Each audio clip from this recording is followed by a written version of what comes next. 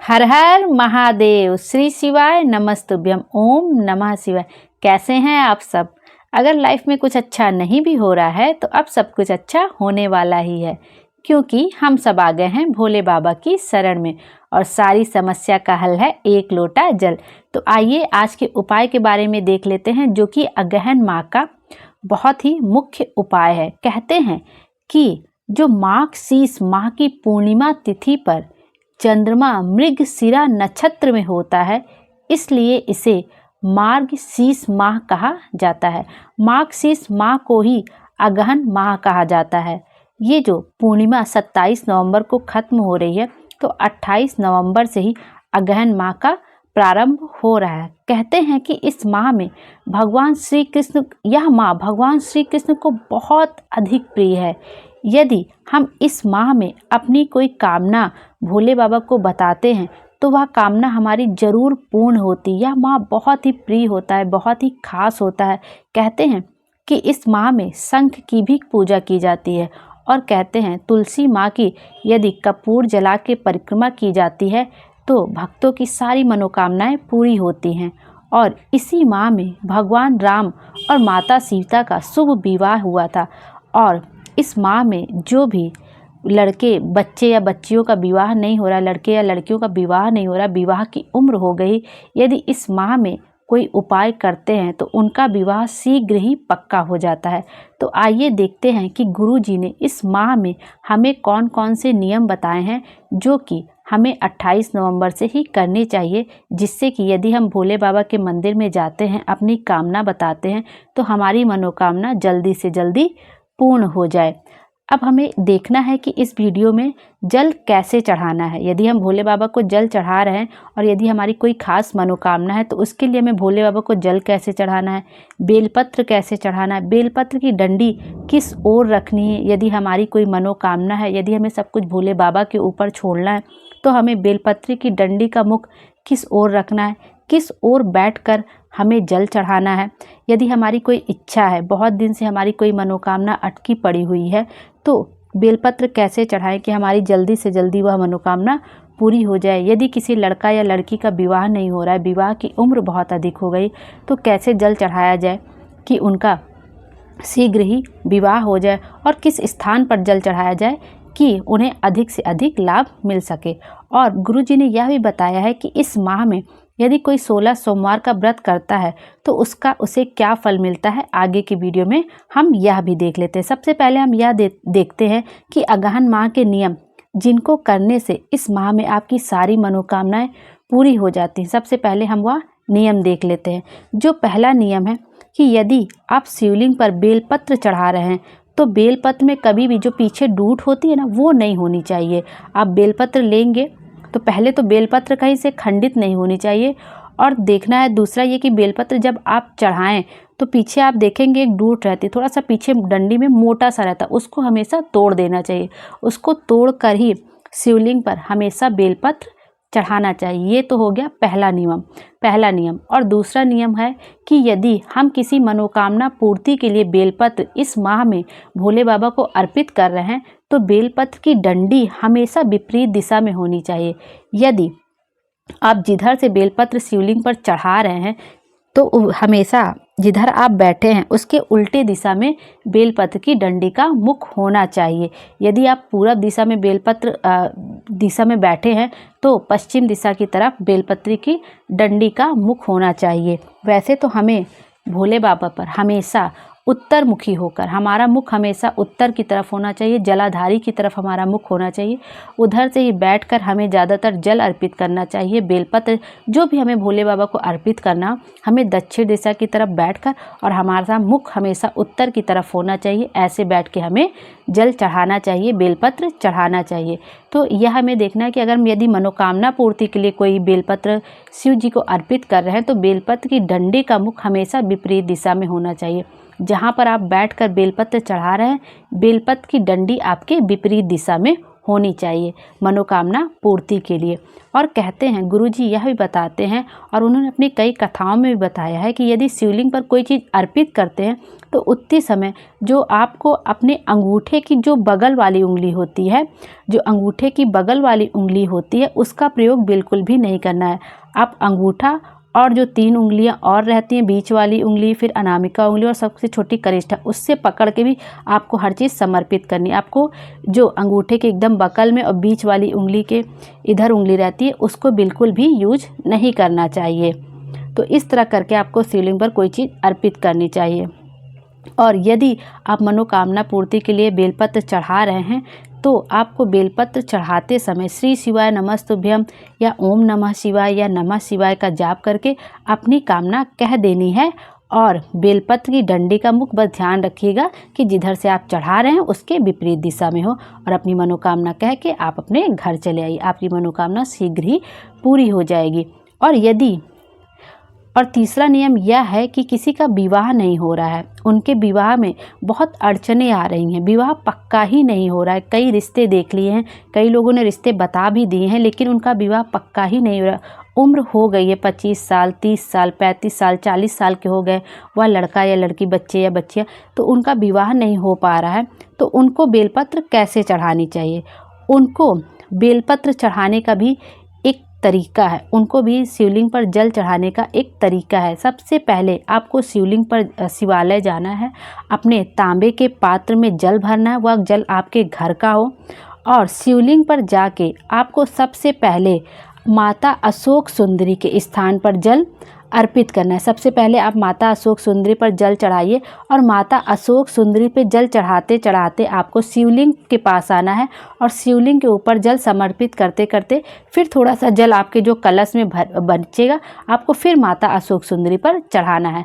बस आपको शिवलिंग पे 2 ही जगह जल चढ़ाना है, एक माता अशोक सुंदरी से जल चढ़ाते चढ़ाते आपको शिवलिंग पर जल अर्पित करना है, फिर शिवलिंग से जल चढ़ाते चढ़ाते आपको माता अशोक सुंदरी तक जाना है। और श्री शिवाय नमस्तुभ्यम का जाप करते रहिए, और अपनी मन की बात माता रानी से कह दीजिए। आपका बहुत माता अशोक सुंदरी से कह दीजिए आपका विवाह 3 महीने में ही पक्का हो जाए। यदि आप इस अगहन माह में इसको शुरुआत करते हैं अपने शादी के लिए, तो कुछ दिन तक आप लगातार करते रहिए, आपको मनोकामना बहुत जल्दी पूरी हो जाएगी। और आपको दिखेगा कि आपका जो विवाह होगा, जिस लड़का या लड़की का विवाह, उसका बहुत मंगल विवाह होगा, और जो वर या वधू जिसको भी मिलेगी उसका जीवन साथी बहुत ही अच्छा होगा माता अशोक सुंदरी की कृपा से। तो इस तरह से यदि आप जल चढ़ाते हैं शिवलिंग पे तो आपका विवाह शीघ्र ही पक्का हो जाएगा। यह तो हो गया कि जिनका शादी विवाह नहीं हो रहा है वह कैसे जल चढ़ाएं जिससे कि इनका शीघ्र विवाह पक्का हो जाए। अब हम लोग देख लेते हैं जिनके घर की आर्थिक स्थिति अच्छी नहीं है, कर्जा बहुत अधिक हो गया, व्यापार चल नहीं रहा, व्यापार में बिल्कुल मंदी आ गई, हम मेहनत बहुत कर रहे हैं लेकिन हमें सफलता नहीं मिल पा रही, तो उसके लिए हमें शिवलिंग पर कैसे जल चढ़ाना है। अगर यदि हम जल लक्ष्मी प्राप्ति के लिए चढ़ा रहे हैं, अपने घर की आर्थिक स्थिति को मजबूत करने के लिए जल चढ़ाते हैं, तो हमें जल कैसे चढ़ाना है वह हम देख लेते हैं। सबसे पहले जल हमें गणेश जी पर चढ़ाना है। अपने घर से हम तांबे के लोटे में जल लेके जाएंगे, एकदम शुद्ध जल अपने घर के तांबे के पात्र में होना चाहिए, और हम उत्तर मुखी मतलब दक्षिण दिशा में खड़े होंगे, और जिधर जलाधारी का मुख रहता है, जिधर से जल बह के जाता है उसके पीछे खड़े होंगे, तो हमारा मुख उत्तर की तरफ हो जाएगा, जिधर से जलाधारी का जल बह के जाता है तो उधर हमारा मुख हो जाएगा, और हमें उधर ही बैठ के जल चढ़ाना है। सबसे पहले जो जल चढ़ाएंगे हम वो गणेश जी के स्थान पर समर्पित करेंगे, फिर षडानंद कार्तिकेय जी के ऊपर जल चढ़ाएंगे, फिर माता अशोक सुंदरी के पर जल चढ़ाएंगे, उसके बाद माता पार्वती के हस्त कमल पर जल चढ़ाएंगे, फिर शिवलिंग पर जल चढ़ाएंगे, और जब कलश में थोड़ा सा जल बच जाएगा, हम कलश में थोड़ा सा जल बचा लेंगे, और फिर कलश का मुख हम अपनी तरफ करके जल चढ़ाएंगे। जैसे कि हम लोग जल चढ़ाते हैं तो कलश का मुख किसी भी तरफ होता है, हम लोग ध्यान नहीं देते, लेकिन यदि हम अपने घर की आर्थिक स्थिति सही करना चाहते हैं कि हमें लक्ष्मी जी की प्राप्ति हो, भोले बाबा हमारे घर में धन संपदा हमेशा बढ़ाते रहें, या हमारे घर में किसी चीज़ की कमी है, तो उसके लिए यदि हम जल चढ़ा रहे हैं, किसी विशेष कामना के लिए जल चढ़ा रहे हैं, तो हमें क्या करना है, विशेष कामना में लक्ष्मी प्राप्ति के लिए ही है, धन संपदा के लिए है कि यदि हम जल चढ़ा रहे हैं तो सबसे पहले गणेश जी पे जल चढ़ाएं, फिर सदानंद कार्तिकेय जी पे, फिर माता अशोक सुंदरी, फिर पार्वती जी के हस्त कमल पर, फिर शिवलिंग पर जल चढ़ाएं। और जल में जब कलश में थोड़ा सा जल बच जाए तो कलश का मुख अपनी तरफ कर लें। यदि आप पूरब की तरफ मुख करके जल चढ़ा रहे हैं पूरब की तरफ से, तो कलश का मुख पूरब की तरफ कर लीजिए, मतलब अपनी तरफ करके फिर जल समर्पित कर दीजिए। और उसके बाद हमेशा जल चढ़ाने के बाद अपने कलश में थोड़ा सा जल झेल के जरूर लेके आना। कभी भी अपने घर में खाली लोटा नहीं लेके आना चाहिए, क्योंकि हम भोले बाबा के दरबार से आ रहे हैं। तो वो पंडित जी यहाँ तक बताते हैं कि आप उनके दरबार में जाए और खाली हाथ चले आएँ, ये तो भोले बाबा को भी नहीं अच्छा लगेगा ना। तो आप उनके दरबार में जब भी जाइए, शिवालय में जब भी जाइए, तो हमेशा अपने कलश में थोड़ा सा जल झेल के ले आइए। और यदि आपके घर में कोई बीमार है, किसी को कोई दिक्कत है, तो उसको कुंदकेश्वर महादेव का नाम लेकर जल पिला दीजिए। यदि घर में कोई बीमार वगैरह नहीं है तब भी आप उसको सब लोग जल आचमन कर लीजिए। थोड़ा सा जल 3 जगह पे जल पंडित जी बताते हैं कि लगाना चाहिए, आँखों पर, मस्तक पर और कंठ पर। इस 3 जगह पे जल जरूर लगाना चाहिए। और यदि कोई बीमार है तो उसको कुंदकेश्वर महादेव का नाम लेके जल पिला दीजिए। और घर में हर जगह जल को थोड़ा सा छीट दीजिए। आप देखेंगे धीरे धीरे आपके घर में उन्नति होना शुरू हो जाएगी। तो ये हो गया कि जिसके घर में आर्थिक स्थिति अच्छी नहीं है वो जल कैसे चढ़ाएं। अब हम यह देख लेते हैं कि मान लीजिए हम बहुत परेशान हैं, हमें कुछ समझ में ही नहीं आ रहा है कि हमें क्या करना है, और हम चाहते हैं अब जो देखेंगे भोले बाबा ही देखेंगे, अब हमारे बस का नहीं है, मतलब कि कुल मिला के अब हम सब कुछ भोले बाबा के ऊपर ही छोड़ देना चाहते हैं। तब हमें कैसे बेलपत्र समर्पित करना है कि अब हमने सब कुछ आपके ऊपर ही छोड़ दिया, अब सब कुछ आप ही देखिए। उसके लिए हमें क्या करना है कि शिवालय जाना है और जिधर से जलाधारी का मुख रहता है, जिधर से जल बह के जाता है, उधर ही मुख करके हमें बैठना है, मतलब दक्षिण दिशा की तरफ बैठना, और हमारा मुख उत्तर की तरफ होगा, क्योंकि जलाधारी का जो मुख होता है वो हमेशा उत्तर की तरफ ही होता है। इस तरह से बैठना है। फिर उसके बाद एक बेलपत्र लेनी है और उसका मुख भी, जो बेलपत्र की डंडी का मुख होगा, बेलपत्र की जो बड़ी वाली पत्ती का मुख होगा वो शिवलिंग की तरफ होगा, और जो उसका डंडी का मुख होगा वो जलाधारी की तरफ होगा। इस तरह से हमें शिवलिंग पर बेलपत्र चढ़ानी है और भोले बाबा से कह देना है कि अब हमने सब कुछ आपके ऊपर ही छोड़ दिया, अब सब कुछ आप ही देखिए कि क्या करना है, और हमें पूरा विश्वास है कि आप जो करेंगे वो सब अच्छा ही करेंगे। इस तरह से कह के सब कुछ उनके भरोसे छोड़ के हमें आ जाना है। बस आप इस अच्छे समझ लीजिए कि आपका मुख जलाधारी की तरफ होना चाहिए, और आप जो बेलपत्र चढ़ाएंगे, जो बेलपत्र की बड़ी वाली पत्ती होती है उसका मुख शिवलिंग की तरफ होगा और डंडी का मुख जलाधारी की तरफ। बस इस तरह आपको इस तरह बेलपत्र चढ़ा देना है। यह हो गया कि यदि हमें सब कुछ भोले बाबा के ऊपर छोड़ना है तो हमें कैसे बेलपत्र चढ़ाना है। अब हम यह देख लेते हैं कि यदि कोई व्यक्ति बहुत बीमार है, वह बहुत डॉक्टरों से भी इलाज करा रहा है, लेकिन दवाई का असर ही नहीं हो रहा है, उसकी तबीयत में सुधार हो ही नहीं रहा, तब हम कैसे कुंदकेश्वर महादेव का नाम लेकर कैसे अपना इलाज कर सकते। इसका मतलब ये नहीं कि आप दवाई खाना छोड़ दीजिए, डॉक्टर के पास ही मत जाइए, ऐसा कुछ नहीं है। आप सब कुछ करते रहिए, लेकिन जो दवा आपको डॉक्टर लिख रहा है उसको खाने से पहले कुंदकेश्वर महादेव का नाम लेकर तब आप दवा खाइए। उससे आपको काफ़ी आराम भी धीरे धीरे मिलेगा, और साथ में दवा खाते हुए जो भी डॉक्टर को आप दिखा रहे हैं दिखाते रहिए। उसके साथ आपको एक काम ये करना है कि आप शिवालय जाइए, शिवालय में जाके आपको 1 लोटा जल चढ़ाना है और अपने ठीक होने की कामना करनी। कहते नहीं दवा दुआ दोनों करनी चाहिए।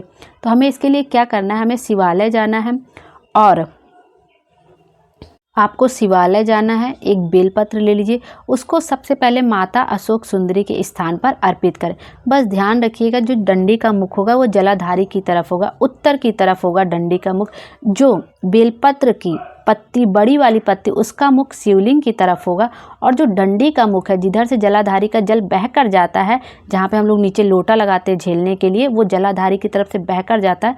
उस जलाधारी का मुख हमेशा उत्तर की तरफ होता है, तो डंडी का मुख उत्तर की तरफ होगा और बेलपत्र की बड़ी वाली पत्ती का मुख शिवलिंग की तरफ होगा। इस तरह रख के आपको एक बेलपत्र चढ़ा देनी है, और जो आप घर से अपने घर से एक तांबे के पात्र में शुद्ध जल लेके गए हैं, उसको माता अशोक सुंदरी पर जो आपने बेलपत्र जहाँ पे चढ़ाई है उसी पर अर्पित कर देना है। और फिर उसके बाद जल चढ़ाने के बाद आपको थोड़ा सा जल अपने लोटे में झेल लेना है और कुंदकेश्वर महादेव का नाम लेकर आचमन कर लेना है। आप देखेंगे कि आप धीरे धीरे ठीक होते चले जाएंगे। और यह उपाय आप कभी भी किसी दिन कर सकते हैं। आप यह उपाय कल से भी कर सकते हैं। कल 28 नवंबर है और रोहिणी व्रत भी है, मंगलवार से भी आप यह उपाय कर सकते हैं। मतलब किसी दिन भी कर सकते हैं। तो कल भी बहुत अच्छा दिन है, आप कल से भी शुरू कर सकते हैं। यदि आपके घर में कोई बीमार है, किसी को दवाइयाँ असर नहीं की, तो आप दूसरे के लिए भी यह उपाय कर सकते हैं। और अब हम देख लेते हैं कि यदि हमें अपनी कोई कामना नंदी महाराज जी से कहनी है, क्योंकि जो नंदी महाराज हैं वो भोले बाबा को बहुत प्रिय हैं। तो नंदी महाराज उनके गुरु भी हैं, भक्त भी हैं, सब कुछ हैं। तो यदि हमको उनसे अपनी कोई कामना कहनी है तो हमें बेलपत्र कैसे अर्पित करना है उसका भी एक नियम पंडित जी ने बताया है कि जो हम नंदी महाराज को बेलपत्र अर्पित करते उसका वो बेलपत्र हमेशा सीधी अर्पित करते। जो चिकना वाला हिस्सा होता है बेलपत्र का, शिवलिंग पर तो हमेशा बेलपत्र हम उलट के रखते हैं, चिकना वाला नीचे की तरफ शिवलिंग की तरफ होता है और खुरदरा वाला जो हिस्सा होता है वो ऊपर की तरफ। लेकिन हमें जब नंदी महाराज के ऊपर बेलपत्र अर्पित करें तो वो सीधी अर्पित करनी है। और ये देखना है कि डंडी का मुख हमेशा जो बेलपत्र पे जो हम नंदी महाराज के ऊपर बेलपत्र अर्पित करेंगे उसका मुख हमेशा शिवलिंग की तरफ होगा। बस हमें इतना ध्यान रख के नंदी महाराज जी के ऊपर बेलपत्र अर्पित करनी है। इस तरह से यदि हम नंदी महाराज को बेलपत्र अर्पित करके उनसे अपने मन की कोई बात कहते हैं तो वो भोले बाबा से कह के हमारी सारी मनोकामना तुरंत ही पूरी करवा देते हैं। तो अब हम आइए देखते हैं कि इस अगहन मास में यदि हम 16 सोमवार का व्रत करते हैं तो उससे हमारी कौन सी मनोकामना पूरी हो जाती है। यदि हम इस माह में 16 सोमवार का व्रत शुरू करते हैं तो इस 16 सोमवार का व्रत करने से हमारे घर में धन संपदा की वृद्धि होती है। धन संपदा के लिए आप इस माह से 16 सोमवार का व्रत शुरू कर सकते हैं। जीवन में विवेक और सम्मान बढ़ाने के लिए, अपना विवेक बढ़ाने के लिए, अपना सम्मान प्राप्ति के लिए भी आप 16 सोमवार का व्रत इस माह से शुरू कर सकते हैं। और यदि आपका कोई मनोकामना है पूरी नहीं हो रही है, आपका अपना खुद का घर नहीं है, व्यापार नहीं है, तब भी आप 16 सोमवार का व्रत शुरू कर सकते हैं। आर्थिक स्थिति ठीक नहीं है, कर्जा बहुत हो गया है, तब भी आप इस माह से यदि 16 सोमवार का व्रत करते हैं तो आपकी सारी मनोकामनाएं बहुत ही जल्दी पूरी हो जाएंगी। क्योंकि अगहन मास जो कि बहुत श्री कृष्ण को बहुत प्रिय है, यह मास भोले बाबा को बहुत प्रिय है। तो अगर हम इस माह में, बहुत प्रिय पावन महीना, इस माह में यदि हम कोई उपाय करते हैं, अपनी कोई इच्छा भोले बाबा को बताते हैं तो वह हमारी मनोकामना जल्दी ही जल्दी पूरी हो जाती है। तो यदि इस उपाय को बताने मुझसे कोई गलती हो गई, भूल चूक हो गई तो क्षमा कीजिएगा। श्री शिवाय नमस्तुभ्यम। हर हर महादेव। भोले बाबा हम सबकी मनोकामना पूरी करें। धन्यवाद।